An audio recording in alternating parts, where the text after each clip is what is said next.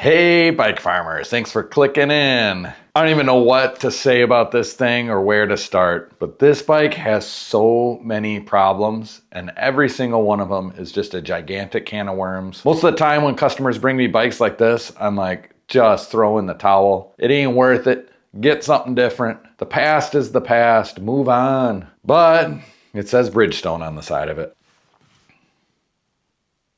This is an 80s Bridgestone T700, probably made at the Panasonic factory. These touring bikes were super popular. Cantilever brakes, kind of a more relaxed geometry. They make great sport touring, randoneering, or just road touring bikes. This bike was designed to have racks and bags and everything hanging off of it, so everything's a little beefier. This particular bike has been ridden practically into the ground and really not maintained along the way. The customer was a young guy who brought it in and said he just wanted some bar tape and a brake adjustment. And I was like, bro, you see a brake adjustment and bar tape, I see a complete overhaul, rebuild of this whole thing. You know, this wasn't a Grant Peterson era Bridgestone. It came right before Grant Peterson and the Rivendell. Look it up. If you don't know, you don't know. If you know, you know. But still, there's a little bit of a cult following with this sort of thing. And I said, I think it's worth putting some time and effort into it. And I wrote it up with a $250 repair tag. So I'm gonna try to keep it under that,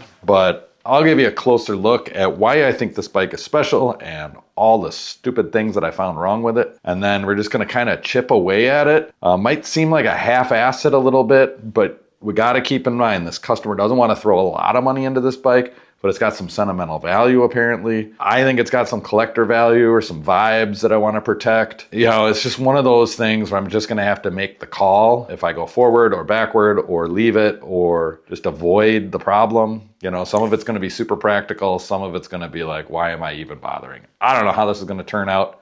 Should make for a good video though. So you kick back and relax.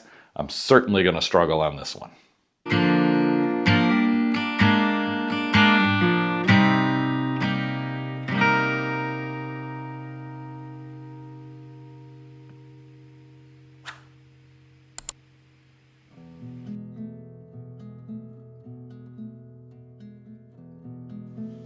I guess we'll start here because this is serious vibes, right?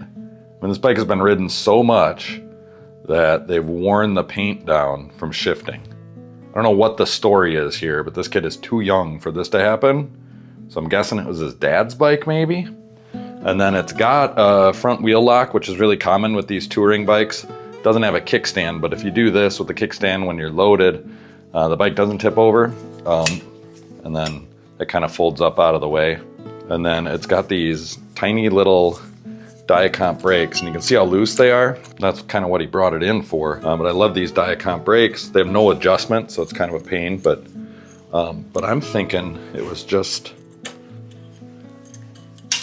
the cable here had a lot to do with it. I mean, that's better, but something's still slipping. I don't know what's going on there. So we'll have to come back around to it.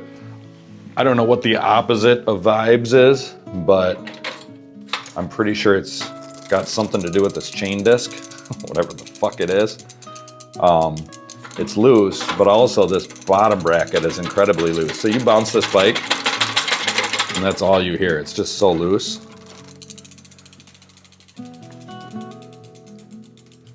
We've got the orange, or I guess it's peach colored, salmon colored, cool stop pads. Somebody along the way knew what they were doing. I think that's a really good choice. So some vibes there, they don't need to be replaced. I want to say that the front pads are good enough for who it's for, so we'll probably leave those. And yeah, right here, yeah, you can see that little purple dot. It's just worn out. So that's the next layer of the tire. So we're going to replace this rear tire. I think the front one is good. I know this is upside down, but you can still read it. Mavic MA2 27-inch wheels. So I'm thinking early, mid 80s. 83, 84, 85, somewhere around there. Really nice rims, 36 hole, definitely a touring setup. You'll see this a lot on these 80s touring bikes. This is an extra spoke. There's room for two. One of them's already gone. So that tells us maybe a spoke has been replaced, but I'm just gonna leave it with the one because it's kind of neat. And then look at how dry this chain is. It kind of wants to pedal itself. The chain's a little floppy. It is stretched out. It's a friction bike just to save and to avoid all kinds of hassle. I might leave it. Maybe I'll replace the chain. I think I'm gonna leave it. This is a Maillard Freewheel. It's French. Gonna be hard to find a replacement. And then this cable, I'm gonna replace that cable. I'll probably replace both shift cables. Just because it's cheap and easy with the down tube shifters. Front wheel has a pretty good wobble to it.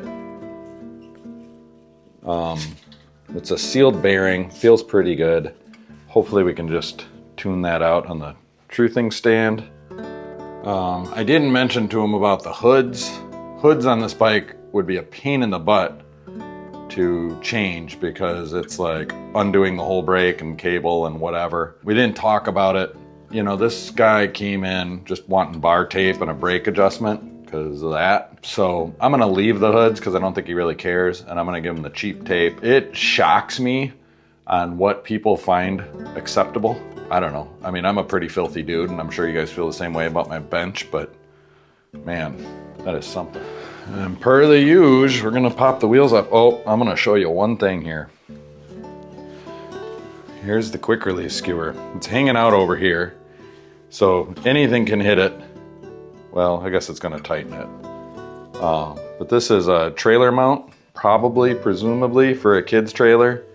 And this quick release skewer has just been cranked down. It's not properly installed. I mean, I guess it's probably fine, but man, come on, dads, like, really, you're gonna hook your kid up to that? You know, I don't understand this. People think that like plastic child seats in cars expire, and then they do this shit and ride all over hell in traffic. Like, nobody really cares about safety. You know what people do care about is appearing to be safe. I don't feed my kids sugar, but I'm gonna kill them. And of course the spring is on backwards. My children will only drink purified water. Every time I say water, I use a hard T. Water. How about people that say water? That's worse. I like the fact that you guys come here to learn how to live right. That's the wrong tool. I've been putting this project off because I feel like I need 4 hours to do it, and I never have 4 hours to do it. So that's the wrong tool. So we'll probably take a break or two during this video and come back to it. We'll see how it goes. That's the wrong tool. Let's see what happens here. I've never really dealt with one of these chain discs before. Part of me wants to leave it off out of principle, but it's not that big of a deal. Well, that was pretty loose. With all that rust on there, I thought it was gonna fight me. Ooh.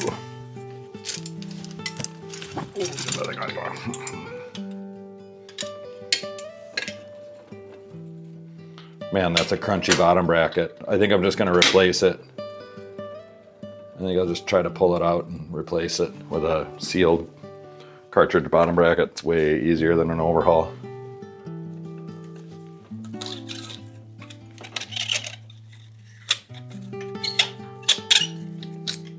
That was a good noise.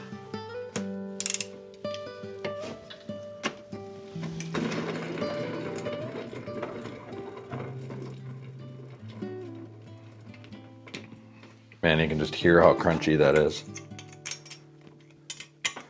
Okay, so there's a washer in there, presumably. There it is.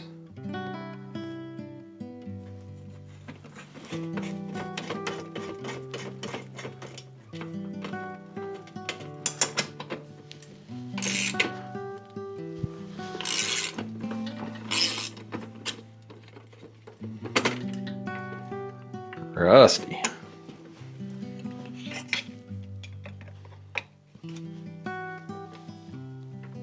Come on.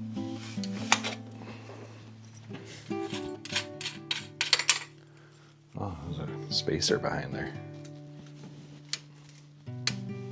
Yep. Okay. Told you it's a can of worms. And it's stuck.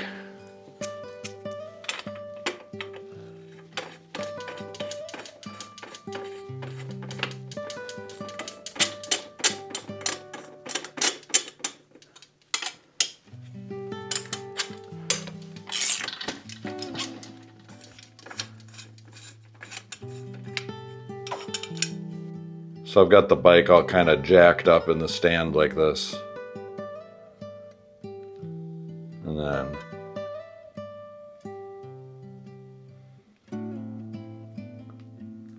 And then I do that so we can let gravity. This is Kroil with a K, the oil that creeps. It's like PB Blaster for fancy boys. Fancy, sensitive, ponytailed mechanics.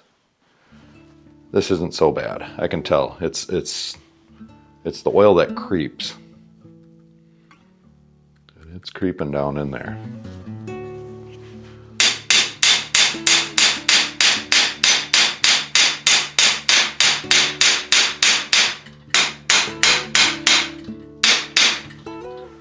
Take one of these low profile spanners. Let's see what I can do here. Come on now. Budge.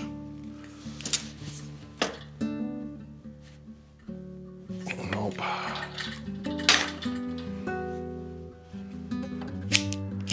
Alright, so this side is lefty loosey.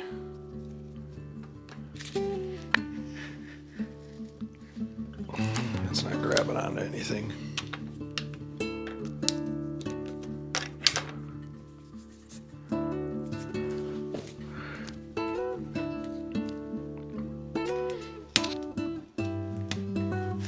Oh, I got it.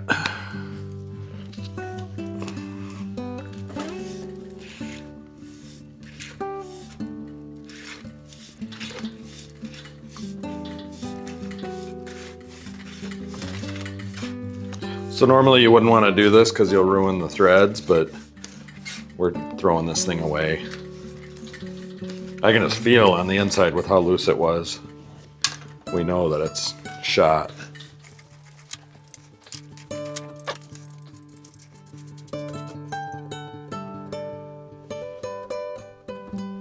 Dry as a bone. Ew. I mean, that's old grease. It's just plasticized in there.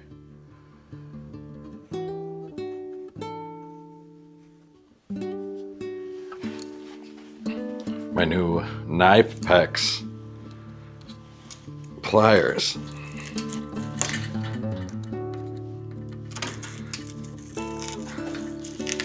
Knipex.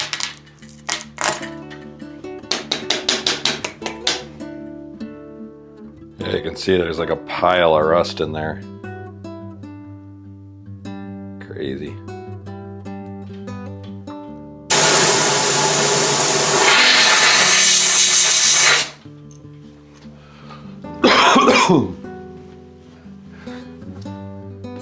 Got the can of Aerocroil.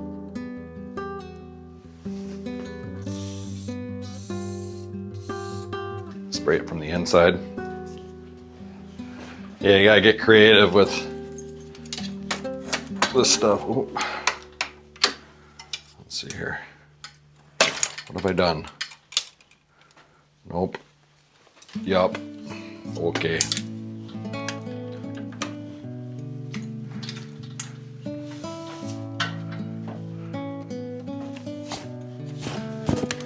Go this way with it? Okay.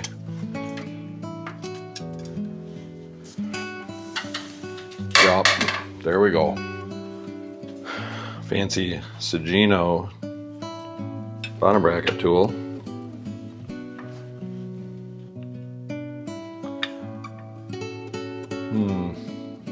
You know what? Well, let's just see if it moves. Okay, it's not moving easily.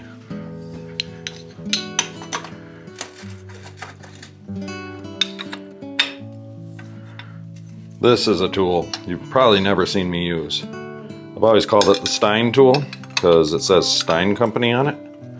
And that's what they used to call it back in the day.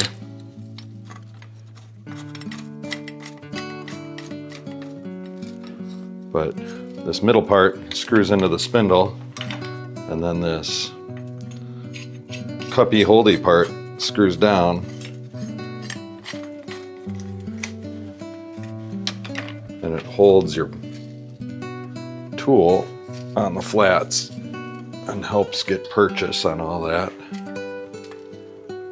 Alright. Keeps things from getting too out of control. Just make sure it's good and tight. Okay. And then this is righty-loosey. Okay.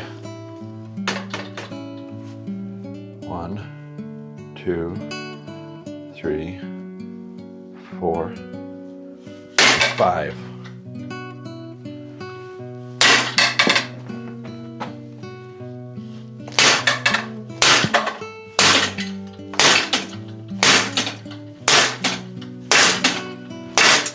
I think it's moving. Tighten my tool down again. Maybe a little more shock.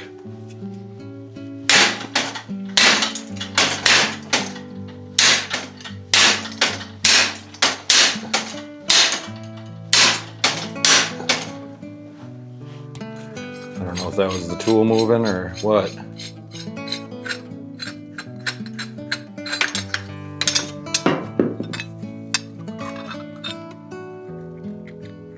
Doesn't seem to be creeping anywhere. Try to find the best edge here. I don't know.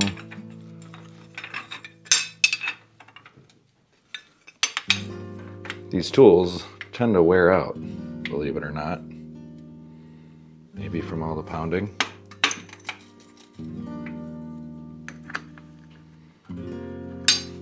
Oh, dropped the Stein tool.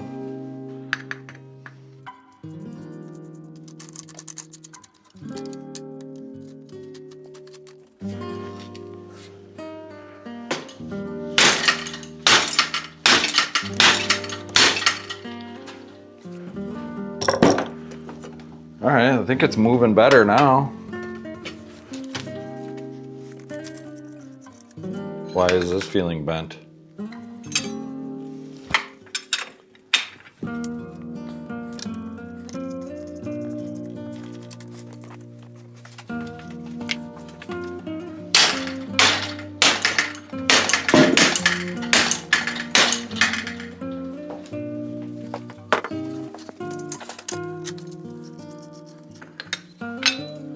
Okay.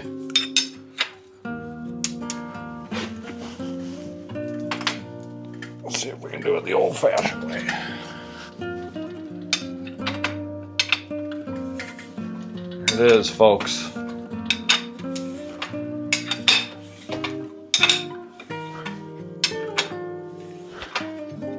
Exhumed.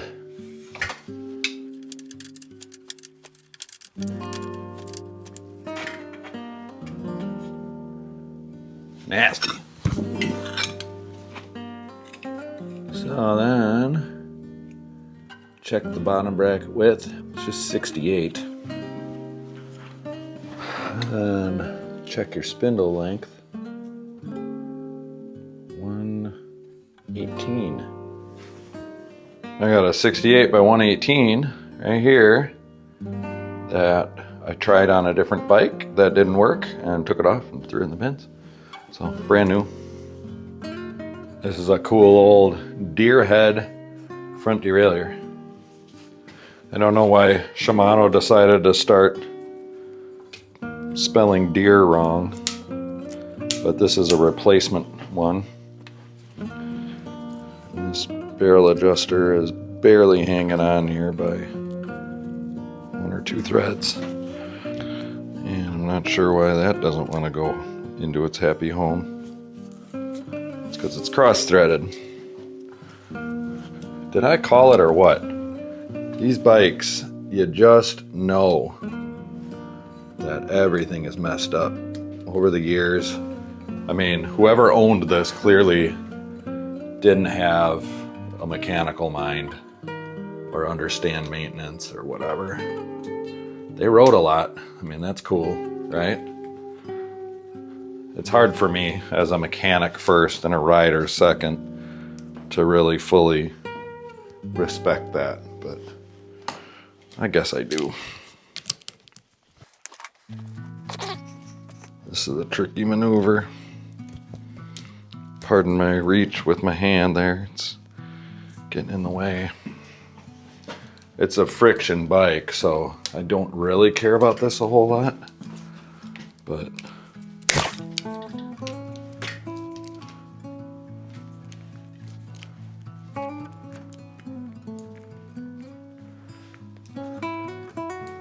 this barrel adjuster basically doesn't work. I think on this bike, we're just gonna be wiping as we go. That was Dawn Power Wash.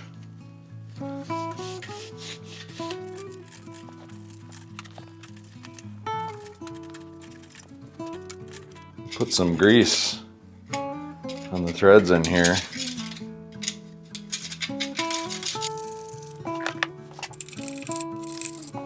That should keep rust at bay for the next couple decades.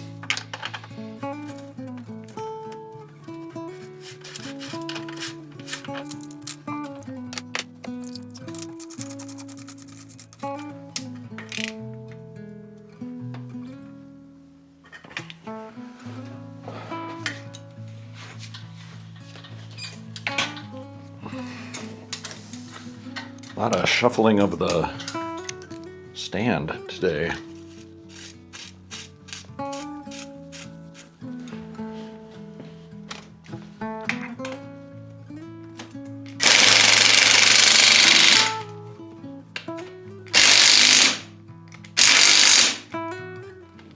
What?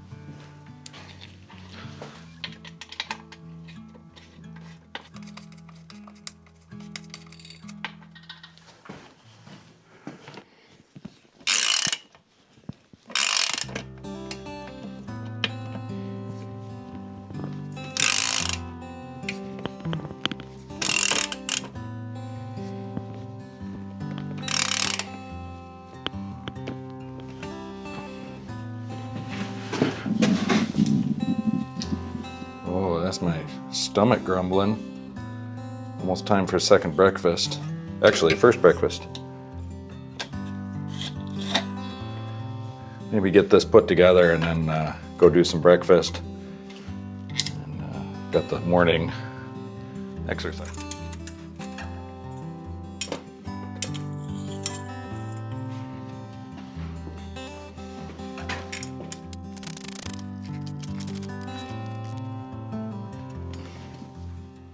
All right, in the spirit of terrible vibes, well, here.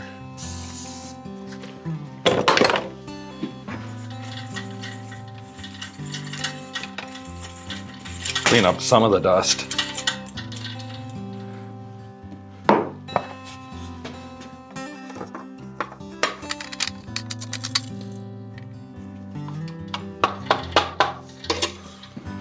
All right. Woody Charleston, everybody.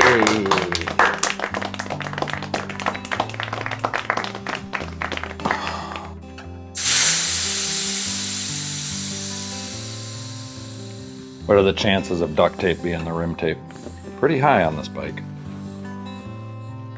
it's old Velox tape from a million years ago.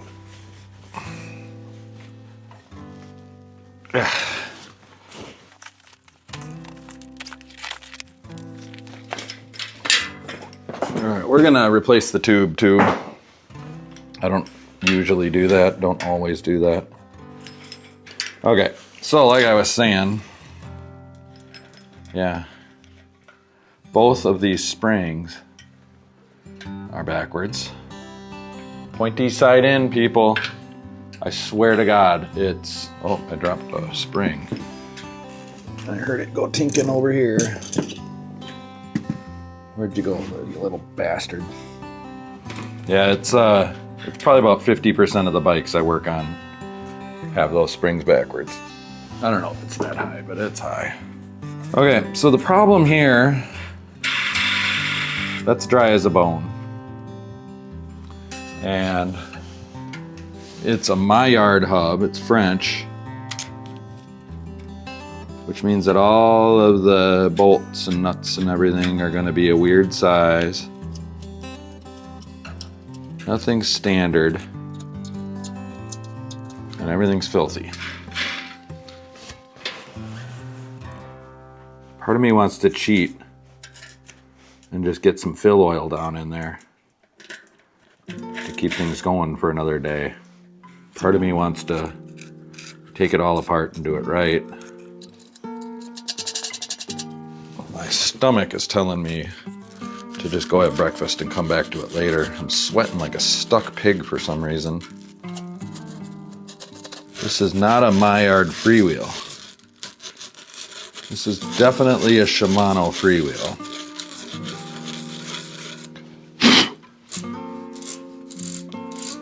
It's definitely sticky.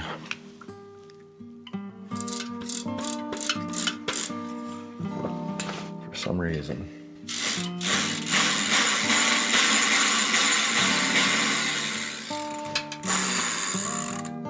I just don't see myself getting a tool down in there. Me of little faith.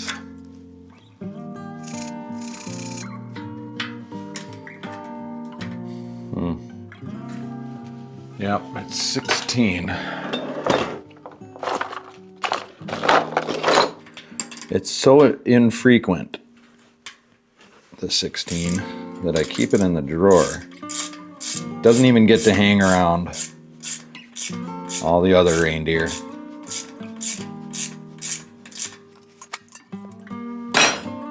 Ah, that feels terrible. Ay, ay, ay. I'm gonna just try to open this up enough. I suppose I gotta take the freewheel off.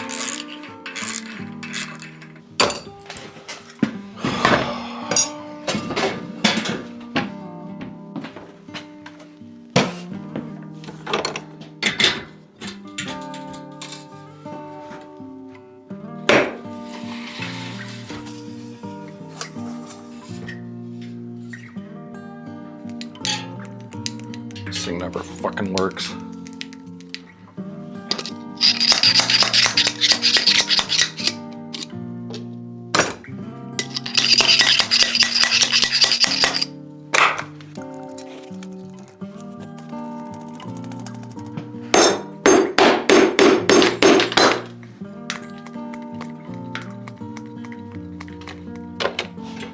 Yeah, it was empty.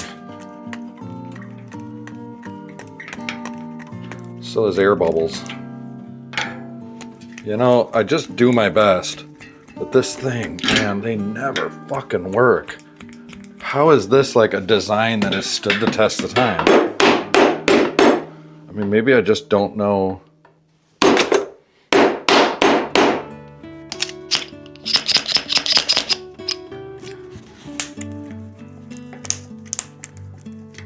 There we go. Man.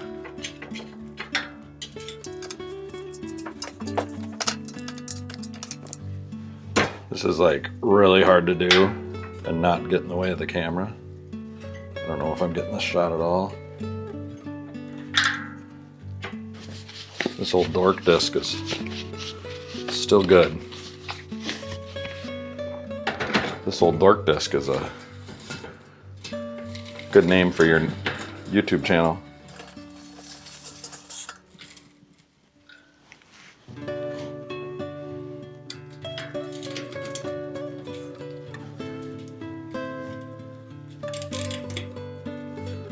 Nope.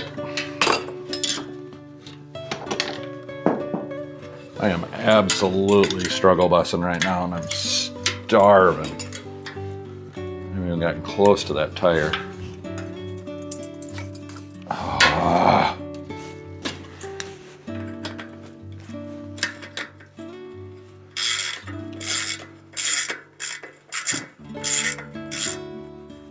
Some sticky threads.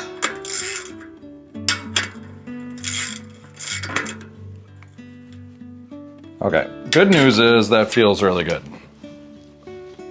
Cutting that corner yielded very adequate results. All right, and this is gonna go well.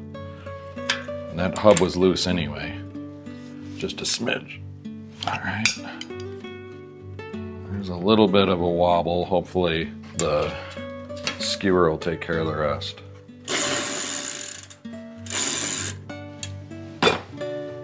Major improvements were made.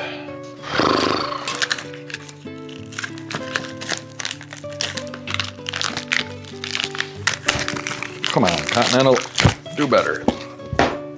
Everything's annoying. I'm starving. I'm sweaty. Don't know why. I should put a fan in here. Continental Ride Tour Extra. Annoying.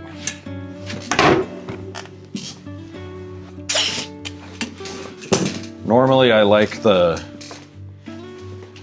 tires to match, but since this bike is such a can of worms and we got to replace, you know, we're doing bar tape and all kinds of stuff, I gotta watch my costs here. Good thing there's sentimental value with this bike. So the guy didn't seem to really care how much it cost. You know, when he thought he was just gonna pay 20 bucks and have a bike in 13 seconds. And then I was like, no, you're gonna have to leave it here for a week and it's gonna be hundreds. But I'm gonna try to keep it at the 250 mark because that's about all I'm comfortable with ethically. Oh, man.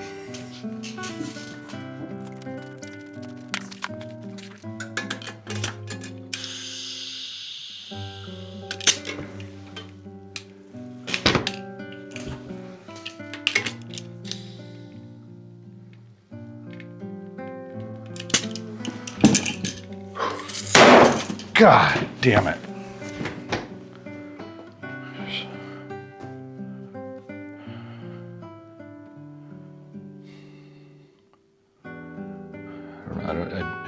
How did I let it get to this point? Why is it so hard? What am I doing here?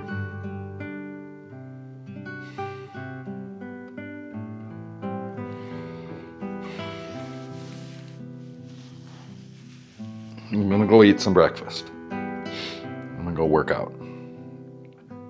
I might even take a shower. We'll come back to it and then we'll go play some golf. I don't know.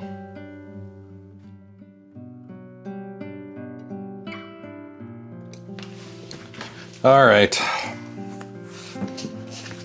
So here we are. I have had some breakfast. Actually, I've eaten breakfast twice already with a workout in between. I feel a little better, I suppose. But I guess it blew right off the rim, as it does. I thought I checked it. I think maybe I just wasn't taking my time and a little hungry and feeling like I needed to be eating and doing something else. Just let my guard down. God damn it.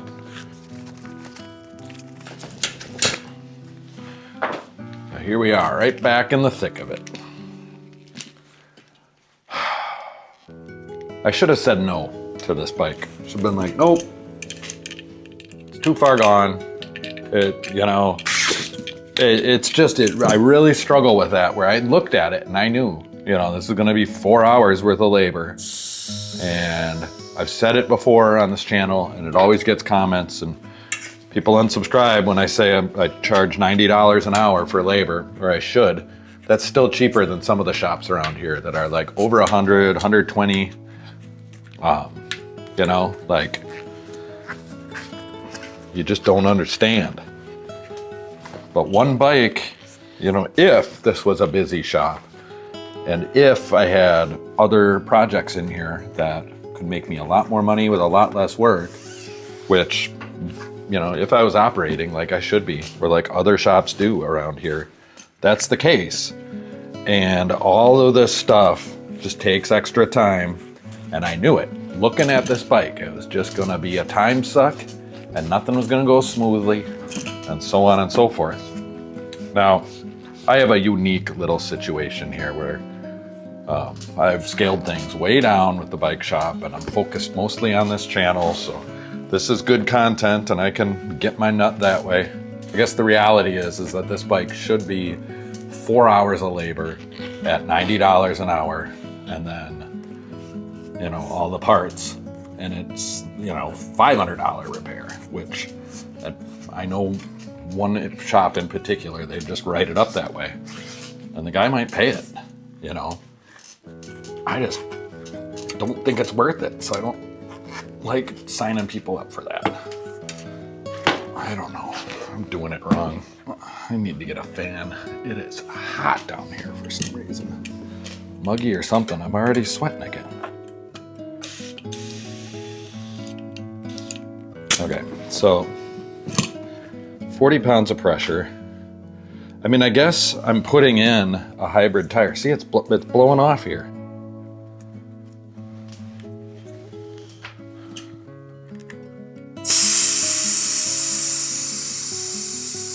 I almost did it again.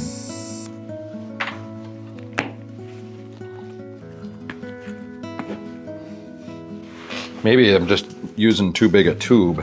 I'm using a hybrid tube. So like 32 to 35 millimeter tube, and it's maybe a 32 millimeter tire. It's 1 1/4. It's kind of like 28 to 32. It's an in-betweener, So I could be doing that better.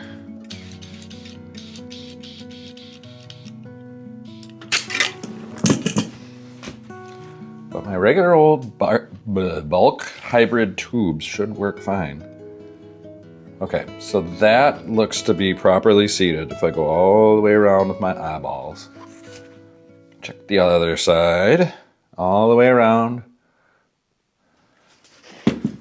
with my eyeballs.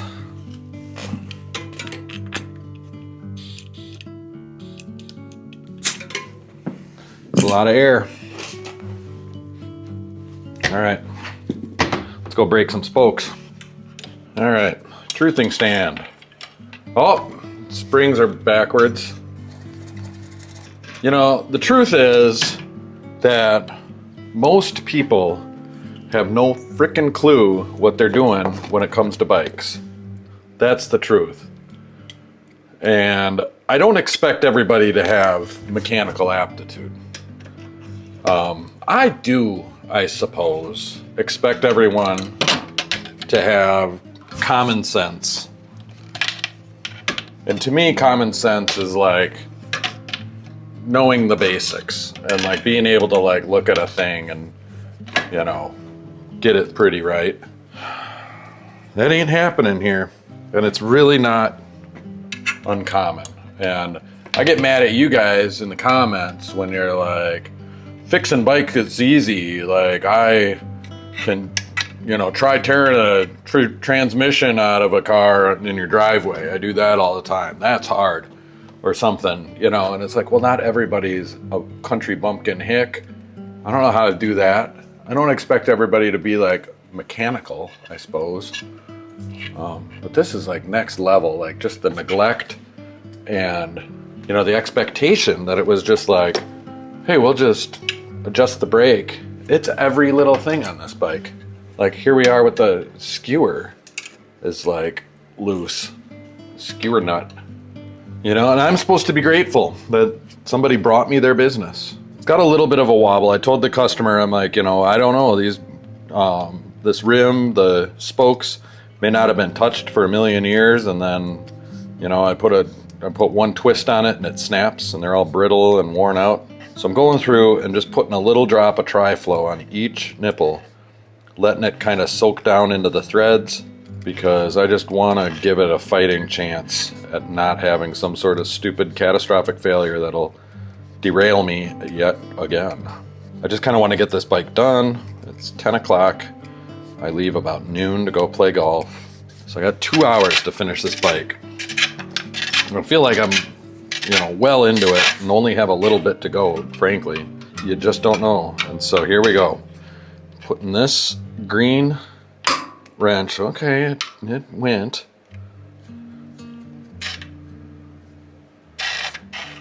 We're gonna get this into the good enough for who it's for category 2. This will not be perfect. This front rim is not nearly as nice as the rear rim. Like I said, it's a replacement. It's an Araya single wall basic 27 by 1 1/4 rim. Totally adequate. It might even be the one, oh, I dropped my wrench. It might even be the one that came on the bike. And the back one was like a replacement, a used replacement. Okay, that one turned pretty good. Use that one again. So these tires say the exact same size on them, but this front one is definitely wider than the rear. A lot of that has to do with the rim width. Like it would be interesting to see what would happen if I put this tire on the rear and the, you know, just swapped them. And it would kind of make sense too to have the knobbier one on the front, but man, you saw how that tire swap just went. You know, theoretically it'll only take 10 minutes. Man, it seems like it'd be opening a can of worms. Like the rest of the bike, nothing is right. So I could get this apart and that tube is wrong, and that's like a new tube, and that's the truth of the matter. I can see this stuff. I just take one glance at the bike, I see right through it. I have like spidey sense. X-ray bicycle vision.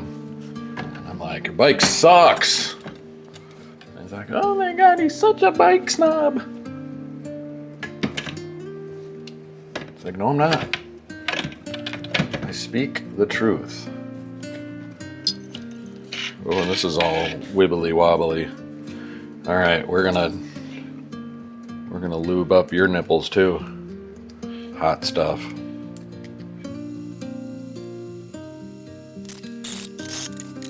I think it's obvious that Trump and Epstein were business partners in a gigantic high-end prostitution organization. It's like underground, elitist. I don't think that's conspiracy theory. I don't think it's anything. I think it's just blatantly obvious. And anyone who doesn't see it that way, or like, duh, right, is either stupid or lying to themselves. How about that for the truth? Now, it's just what I think. So, it's what I think. I'm not sure I believe it. I don't know if it's like a core belief, but I think it's obvious that that's what's going on, or did go on. I think that Epstein was a financier, which is just a fancy term for money launderer. I think that Trump had ties to Russia where it's easier to launder money. And I think they had billions, I don't think it was billions, but millions going through, you know, from very wealthy people who were into young girls and high-end prostitution. I think that a lot of people knew that. They just thought that it was like a leftist democratic thing, you know, like, I think that QAnon and that whole everything was created to divert the attention to the left. I mean, I think it could go as far as like Trump running for office and everything, just to cover it up, to help cover it up. And I know Bill Clinton, what about Clinton? It's like, sure, I don't think it was political before. I think that Donald Trump got involved in politics to divert, you know? That's what I think. Anyway, you guys think I'm being political. This is just true crime stuff. It's not political. It's not my fault the guy ran for president and made it political. I'm just talking about that particular case and situation. It makes a lot of sense. I mean, let's rewind it 20 years and be like, do you think it's possible that Donald Trump could be like at the head or very close to the head of a gigantic like global prostitution ring with Prince Andrew, making him happy once in a while on some weird island? It's like, yeah, you'd say that. Like just one episode of The Apprentice and I'd believe that. I don't know. Sorry, I know a lot of you guys think that he should be our president and he's gonna rescue America or something. Super weird. You know, when it's so obvious that he was a, you know, Wall Street pimp. All right.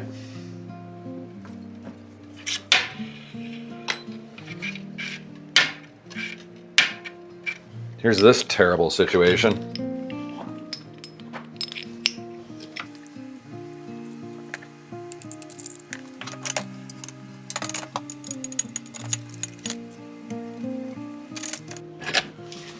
All right, I got some finish line one step here.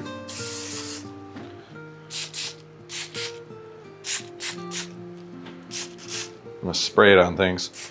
You know what happened earlier is I was wiping as we go, as one does, and I lost that anchor bolt. Okay, these guys are wobbling around as they should, so we're good there.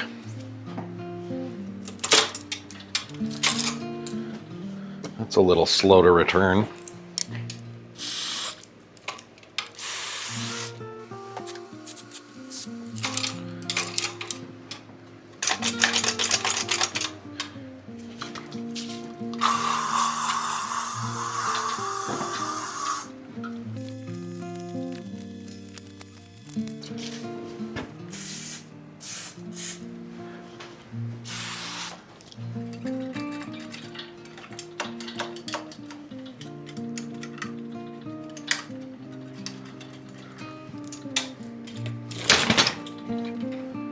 All right, get these wheels back on here. Get it put on properly-ish. The bike keeps moving in the stand, which is annoying because I want to pull up. Vertical dropouts, that's pretty sweet.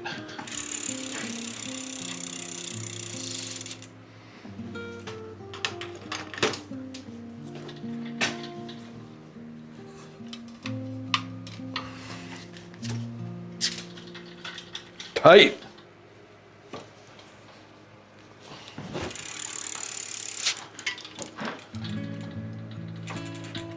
Oh, that's perfect.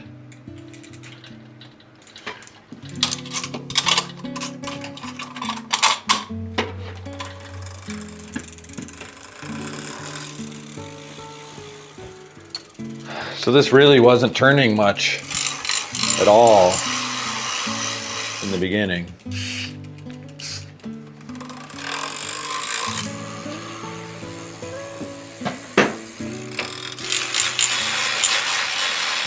Look at that.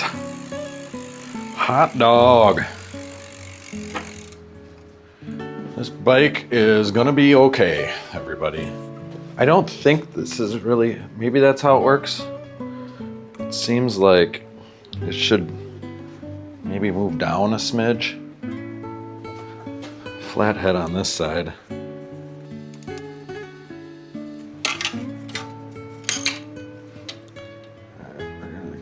There. Okay, so that stays up and then you can flip it down, yeah, just like that. Right? And that holds the wheel so it doesn't go forward or back or go flippity flappity.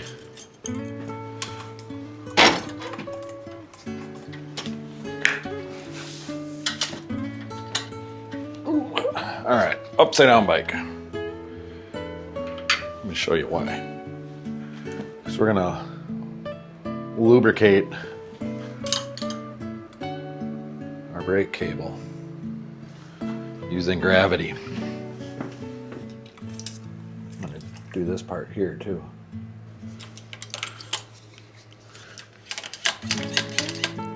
Slicker than snot on a doorknob, hey.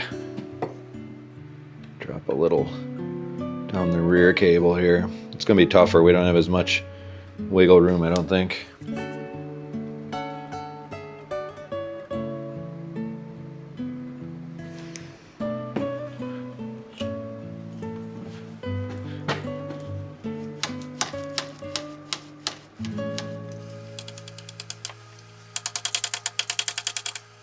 It's really good. So these brakes are cool because they're so tiny and lightweight, but they don't have any adjustment to them. You can adjust the pads,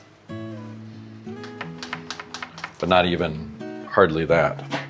And this one seems to have wandered. Oh man, I should stop touching things on this bike. I know, you can't see what I'm doing. It's the one camera angle that's really hard to get.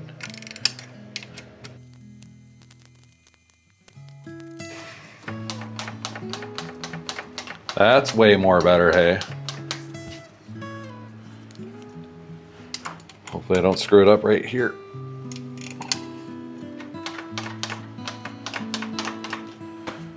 Good. Man, this has a lot of extra cable. It's got a little barrel adjuster situation going here.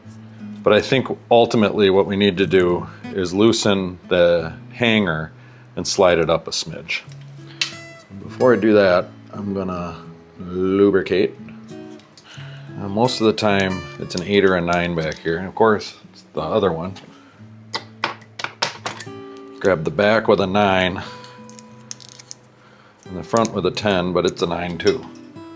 So we're gonna grab the back with the 9, and we're gonna find the 9 here. All right, so that was loose, which doesn't surprise me because somebody was in here playing home mechanic, and they were bad at it. Okay. So then this guy goes up there. Here goes something.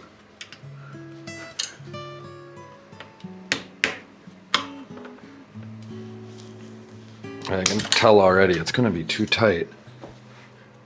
Okay, but we got adjustability on our pads. We're gonna have to, okay, there we go. Watch out, fingies. Ooh, it's not so bad.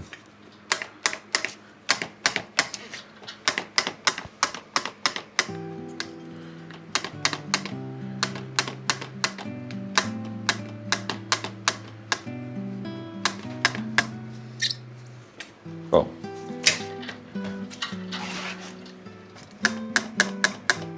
That's actually really quite good.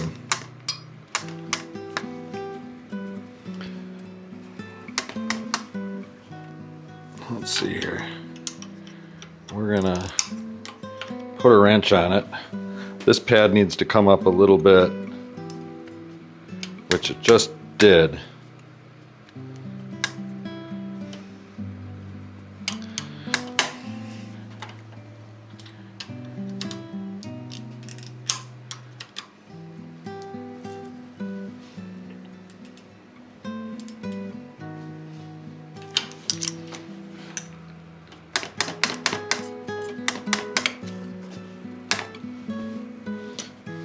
Really nice. That is so much better.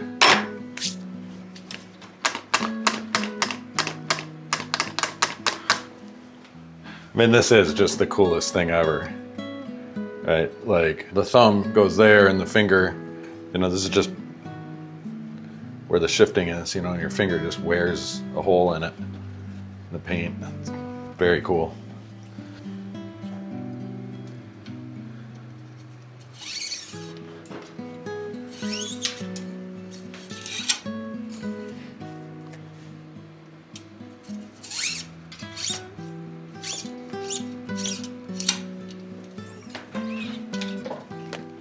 I don't know, what do you think? Is this good content? Is it worth it?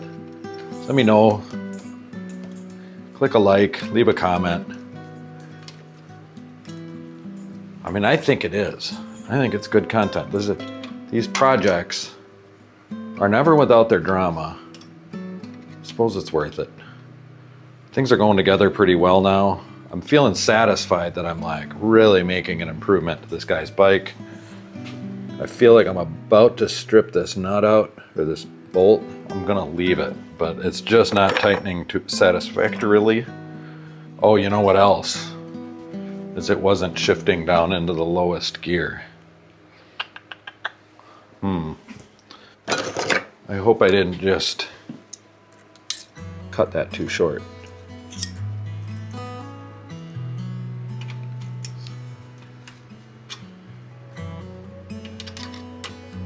We're gonna loosen this cable that much.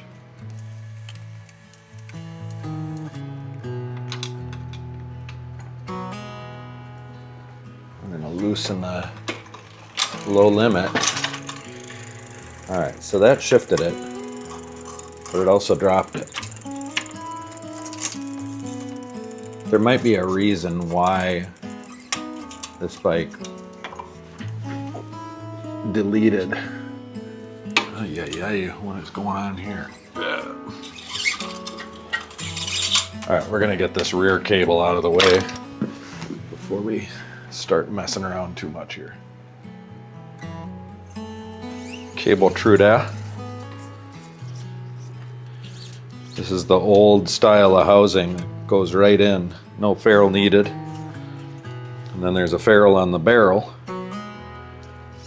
I learned that from my brother Daryl. And okay, found that spring.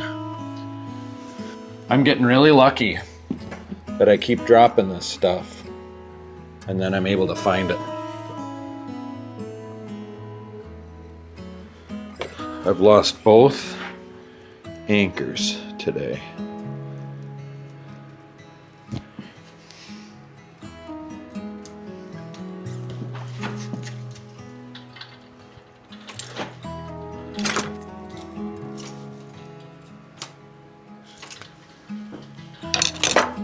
Let's cut this one too short too.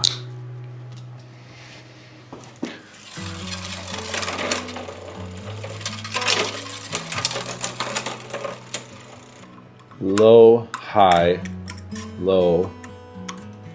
It seems like it wanted to overshift.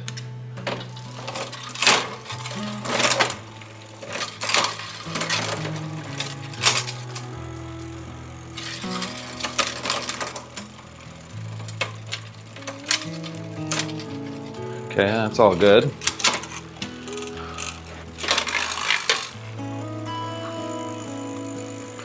Wanted to overshift high. You know, the new bottom bracket might have moved things a little bit.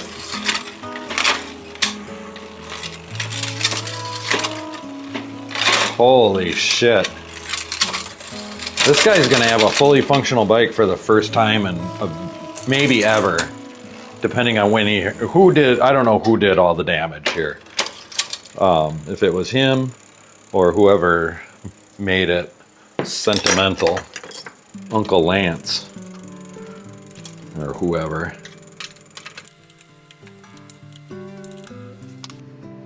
I got the extra pretentious one here, the Park Tool EP1.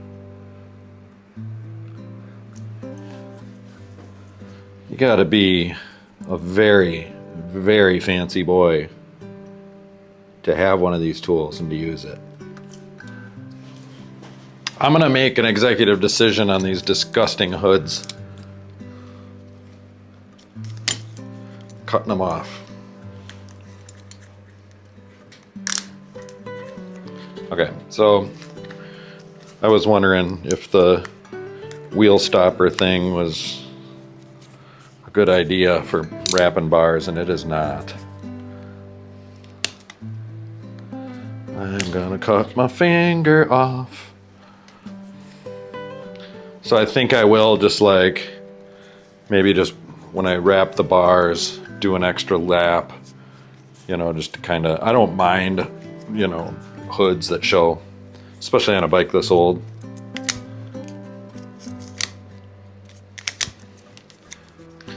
So this is one of those, it used to be a mirror. Now he's got this dumb mirror. I hate these almost as much as I hate bike computers. Hate, hate, hate. I'm filled with hate. Typical Democrat, right? You know, you preach tolerance and then hate everything. Bunch of hypocrites. I used to be a rationalist, you know? I mean, that's kind of the core of Ayn Rand's philosophy too, is like man's capacity for reason is what, I think I've talked about this here before, is what sets him apart from the rest of the animal kingdom. And that is something that should be held to like moral superiority. You know, if you follow the reason, then it makes us, you know, morally superior and without reason. So like, you have to like cling to rationality above anything. And, you know, in today's post-truth world, what all people are doing is rationalizing truth. And it's not the same thing. You can rationalize, you know, and like, if all your premises are false, and then you draw a conclusion from that, it doesn't make it, it can be a sound conclusion, like the math works out, but all your premises are false. So, and all you need is one false premise for the whole argument to fall apart. So, I guess all that's to say is like, rationality on its own doesn't impress me. Like these people that just win arguments all the time, the Jordan Petersons of the world, you know, it's like, hey, you're super good at that, whatever you call it, but it just doesn't impress me.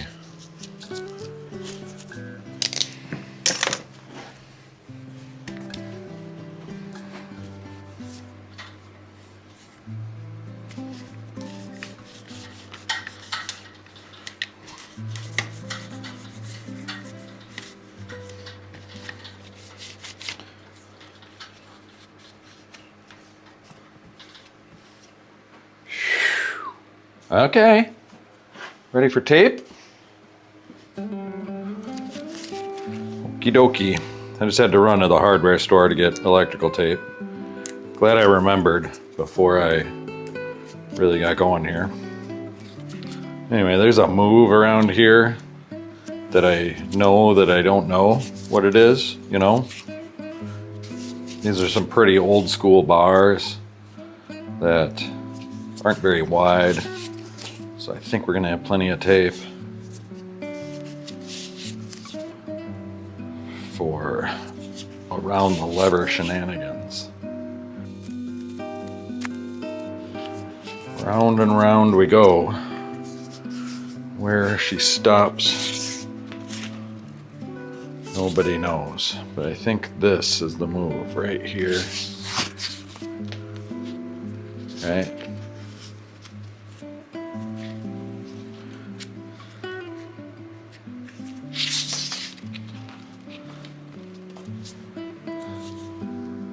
I mean, that looks good enough for who it's for. Place your bets right now on if I'll figure it out on the other side that quickly. I'm betting against me.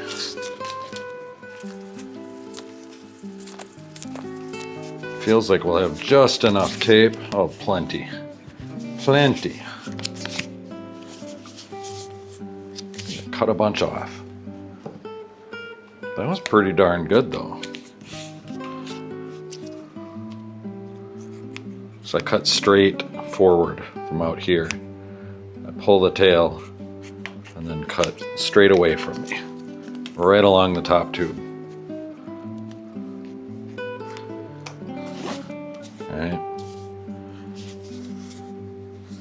And then that gives a nice straight finishing edge. Then I take my brand new roll of electrical tape here. In the first lap, I pull super tight. Second lap, I pull super tight. Third And a lot of times a fourth lap I do not very tight at all. You don't want it unwrapping.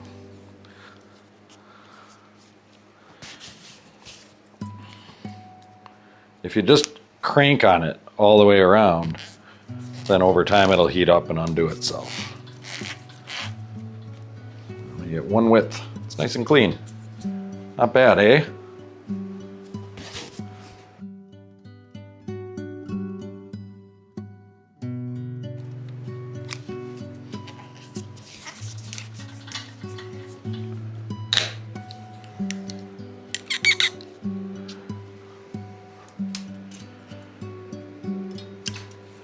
All right, that goes there. We got bar tape. The brakes feel good. The shifting's all good. Bottom bracket's good. The hubs are good. This rear one got greased and adjusted. Brakes feel good. Pedals are adequate. Saddle looks wildly uncomfortable. I don't know. I guess we've got ourselves a completed bike. The Bridgestone T700. It's a classic. You know, these Japanese touring bikes from the mid-'80s are some of the best ever. And if you can get your hands on one, it's worth having. And they make great commuters. Something like this is perfect for bombing around campus. I don't like down tube shifters. I don't like them. Some people like them. I don't. Have I told you I don't like them? I just don't like them. And I don't like them because they're way down there and, you know, you're just like having to reach down and everything feels unstable to me. This bike, in my opinion, would be way more better hay with bar end shifters. But other than that, I'm into it. Oh, and I don't like the 27-inch tires. Tire selection is way limited with 27.5. You know, but for what it is, and apparently it's got a ton of sentimental value, I guess it's worth it. I feel like I should have said no. But ultimately it just fought back. It's good content. You guys liked it, right? Let me know. Give it a like. Subscribe if you haven't already. If you're here till the end and you really like it, you know I like getting paid for this. Click that super thanks button. That's money straight into my account. I usually turn it into tacos from El Mariachi, the tacos campechanos. Steak, chorizo, corn tortillas. They're really good. I mean, they're phenomenal. If you're really a big fan of this channel and you find yourself binge watching or waiting for the next one to come out, consider joining as a monthly sustaining member. The more members I have, the more motivation I have to just keep making content. It's just a few bucks a month. But hey, that adds up. You know, if I get 1,000 members given $300 to $500 a month, that's like almost $500,000 salary. But for yourself, click that notification bell so you and your bikes can stay tuned.